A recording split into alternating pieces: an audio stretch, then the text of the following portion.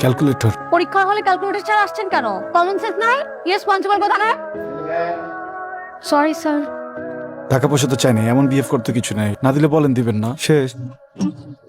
এই যে শুনেন, আমি আপনার কাছে ফোন আছে, আমি একটা কল করতাম। ক্যাম্পাসে কি ফোন অ্যালাউড? সেটা আমি জানি। জিজ্ঞেস করতেছেন কেন তাহলে? জানেন না রুলস এন্ড রেগুলেশন? জানেন না খালি ক্যালকুলেটর আনলে হবে? আমি আসলে ঢাকার বাইরে থেকে পরীক্ষা দিতে আসছি, ভর্তি পরীক্ষা। তো? আমার সাথে আমার মামা ছিল, কিন্তু আমাকে বলছিল যে পরীক্ষা শেষ হলে গেটের সামনে দাঁড়াতে, কিন্তু আমি না মামাকে খুঁজে পাচ্ছি না। আমি যে মামাকে একটা ফোন করবো, আমার কাছে ফোনটাও নাই। কি ফোন ফ্যাক্সের দোকান মনে হয়? আমি ঠিকানা জানি, কিন্তু আমি না ঢাকা শহর কিচ্ছু চিনি না। আপনি মামা না আসা পর্যন্ত আমার সাথে একটু অপেক্ষা করবেন প্লিজ। কেন দারোয়ান রাখছেন নাকি আপনার মামা আমাকে দারোয়ান রাখছে? দেখেন তো আমাকে কোন অ্যাঙ্গেলে কি দারোয়ান মনে হয়? মানুষের সাথে ফার্স্ট ইমপ্রেশনে কোনো মিসবিহেভ করতে হয় না, বুঝছেন? এখন ফার্স্টের না ক্যালকুলেটর আনতে পারে না খ্যাত। গ্রামে গ্রামে পরীক্ষা দিবেন, এখানে কেন পরীক্ষা দিতে আসেন আপনি? শহর না চিনলে একদম ন্যাকামো করবেন না আমার সামনে। কি ব্যাপার, আপনি কান্না করতেছেন কেন? দেখেন আমি বলতেছি আপনি না কান্না করুন না প্লিজ। আমি এখন মাইর খাবো, পাবলিক ইউনিভার্সিটি না, মানুষ ভাবে আমি উল্টাপাল্টা কিছু করতেছি। আমার ভুল হয়ে গেছে, সরি। আপনি আসেন, আমি দাঁড়াবো আপনার জন্য। আসেন, আমি চকলেট খাবো আপনার, আসেন, চাও খাবো। প্লিজ একটু চুপ থাকেন। হ্যাঁ,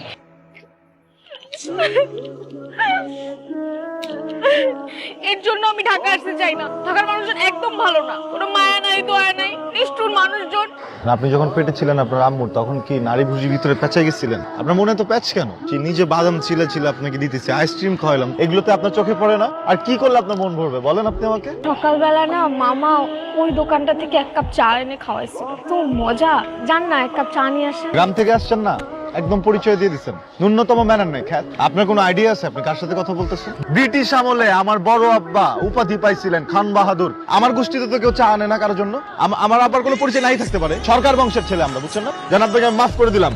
আমার দাদা খান বাহাদুর হামিদ সাহেব যদি বেঁচে থাকতেন, সরি বড় আব্বা, উনি আপনাকে ছুলে চড়াইতেন। আপনি তো আসলে আমার পরিচয়টা জানতেন না এতক্ষণ পর্যন্ত, যে আমি সরকার বংশের ছেলে। যান আমাদের দুজনের জন্য 2 কাপ চা নিয়ে আসেন, আমার তৃষ্ণা পাইছে চা খাওয়ার। ব্রিটিশ নরকি চাষ, নীল চাষি গুলো এখনই বাংলার বিচার করতেছে। লাগবে না আমার চা। শুধু আপনার জন্য আমি চা এনে খাওয়াবো। ওয়াও, আই রে ভাই, আপনি তো সেই চা বানান। শোনেন, আপনার চা বানানো থেকে আমার মাথায় একটা বুদ্ধি আসছে। আমি যখন অনেক বড় লোক হয়ে যাবো না, আমার একটা বড় বাড়ি বানাবো, বাড়ির নাম দিব খান বাহাদুর এন্ড সন্স। মামা আপনারা দুজন মিলে কি করতেছেন? আপনারা দুজন মিলে 30 জনের তো মান সম্মান আপনারা খুন করে ফেলতেছেন। কি হয়েছে? আপনি ওনাকে কি এমন কথা বলছেন যে উনি এরকম খুশি হয়ে গেছে? আর আমি খান বাহাদুর না, মানে আমি ওকে বলছি কি যে ওইখানে যে আপুটা বসে আসছে না, সে কিন্তু আসলে আপু না, ও কিন্তু তোমার মামু, মানে ও তো আমাকে মামা ডাকে। আমি বলছি যে ওর সাথে আমার বিয়ে হবে কিছুদিন পরে। ভালো করছি না বলেন এটা বলে? আপনাকে একটা কথা শেয়ার করি। হ্যাঁ, কিছুদিন ধরে আমি মানসিক যন্ত্রণার মধ্যে দিয়ে যাচ্ছিলাম। আপনি খুব চমৎকার একজন। আপনিও খুব ভালো। আপনার সাথে আড্ডা দিতে প্রচন্ড ভালো লাগে আমার। আমার অনেক বেশি ভালো লাগে। আপনি যদি ওনাকে যা বলছেন এটা সত্যি সত্যি যদি আপনি এরকম কিছু মিন করে থাকেন, তাহলে এটা ভুলে যান, কারণ আমার বয়ফ্রেন্ড আছে। আমরা শীঘ্রই বিয়ে করব, আমার ইউনিভার্সিটিতে অ্যাডমিশন হওয়ার পরে আমরা বিয়ে করব। আরে আমার তো নিজেরও গার্লফ্রেন্ড আছে। আমার গার্লফ্রেন্ড অনেক সুন্দর, আমার কাছাকাছি লম্বা। আচ্ছা, এই যে জারিনা আছে না, জারিনা বয়ফ্রেন্ড কি করে? কি বলিস? ওর তো কোনো বয়ফ্রেন্ড নেই। আপনি আমাকে মিথ্যা কথা বলছেন কেন? মিথ্যুক। আমি ক্লাসে ছিলাম, ক্লাসের মাঝখান থেকে দৌড়ে এই পর্যন্ত আসলাম। আমার পা ভাঙে না দেখে কি আপনি কষ্ট পাইছেন? পাটা ভাঙলে আপনার জন্য ভালো লাগতো? শোনেন, আপনাকে একটা কথা বলি, আপনি আমাকে মিথ্যা বলে এই বুকের ভিতরে যে কষ্টটা দিচ্ছেন, সুস্মিতা আমাকে সবকিছু বলে দিচ্ছে। আমার তো আপনার জন্য অনেক মায়া কাজ করে। কালকে না বললেন আপনার গার্লফ্রেন্ড আছে, তা আজকেই বলতেছেন আমার জন্য মায়া হয়?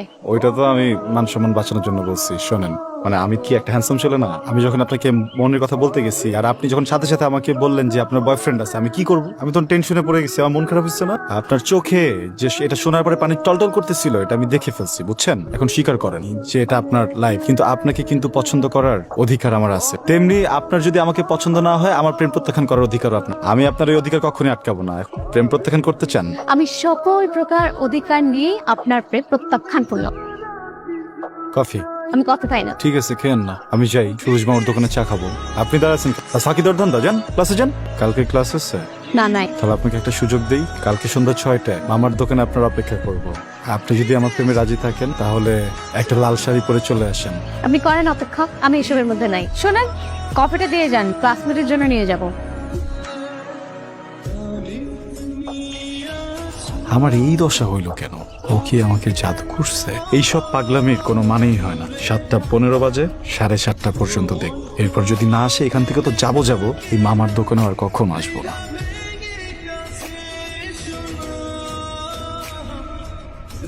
আপনি না বলছিলেন আপনি এসবে রাজি না, আসলেন যে? ভাবলাম সরকার বংশের একটা ছেলে এইভাবে একা একা অপেক্ষা করবে, চিন্তা করলাম এটা সঙ্গ দিয়ে সারা জীবন কিন্তু সঙ্গ দিতে হবে, বুঝছেন? আমি একা একা ওয়েট করবো সবসময়। সিনেমা ডায়লগ দেবেন না তো, আমার এসব পছন্দ না। আমার প্রেম কি আপনার কাছে সিনেমা ডায়লগ মনে হয়? এটা তো ঠিক না জানেন। ছি, একটা মানুষের ইমোশন নিয়ে এসব বলা তো একদম ঠিক না। ছি, কিছু করবে না, যাই কাপি আসি। তার আগে বলুন আপনি ডিসিশন কি নিচ্ছেন? এটা কোন ডিসিশন নিচ্ছেন? দিলাম লাইসেন্স।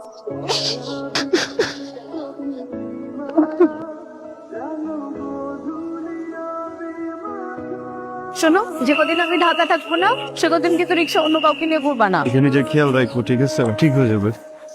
আপনি আমার মায়ের মতো। ছোটবেলায় আমার আব্বা মারা গেছে, আমার কাছে বড় হয়েছি। জারিনকে অনেক ভালোবাসি। এই মুহূর্তে জারিনকে বিয়ে করতে পারবে না? মানে তোমার বাড়ি থেকে কাউকে দিয়ে প্রস্তাব পাঠাতে পারবে? আন্টি, একটা ফ্যামিলি থেকে একটা মেয়েকে বিয়ে করে নিতে একটা যোগ্যতার ব্যাপার আছে। আমি এখন অতটুকু যোগ্য না। আমি তো আমার পরিবারকে চিনি। আমি যতই বলি, যতই কষ্ট পাই, ওরা রাজি হবে না। আমাকে 2টা বছর সময় দেন না। আমি যোগ্য হয়ে জারিনকে বিয়ে করব মা। তোমার কথা আমি বুঝতে পারছি। জারিনের বাবা অসুস্থ, সেটা নিশ্চয় জানো। উনি ভীষণ রকমের জেদি মানুষ। কিছুদিন আগে ব্যবসায় টাকা লস করে স্ট্রোক করেছিলেন। এখন যেখানে বিয়ে ঠিক হয়েছে সেটা ওনার বন্ধুর ছেলে। দেখো বাবা মহিব, তুমি চাইলে জারিনকে নিয়ে পালিয়ে যেতে পারো। তোমরা এখন বড় হয়েছো, সিদ্ধান্ত তোমাদের। জারিন এমন কাজ করলে ওর বাবা বাঁচবে না, আর যদি বেঁচেও যায় তাহলে সারা জীবন জারিনের সাথে কথা বলবে না। আমি তো ওনাকে ভালো করে চিনি। একজন বাবার কাছ থেকে তার মেয়েকে কেড়ে নেবে?